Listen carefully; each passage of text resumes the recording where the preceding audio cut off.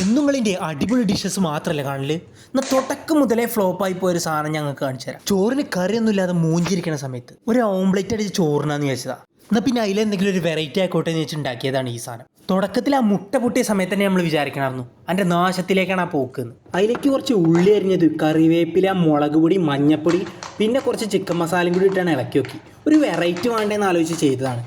പക്ഷേ ഇത്രത്തോളം അങ്ങോട്ട് ഫ്ലോപ്പായി പോകും ഞാൻ വിചാരിച്ചില്ല. പിന്നെ നമ്മൾ വെളിച്ചെണ്ണയ്ക്ക് പകരം നമ്മൾ ബട്ടർ എടുത്തിട്ട് ഇതാണ് ചെയ്ത് നോക്കി.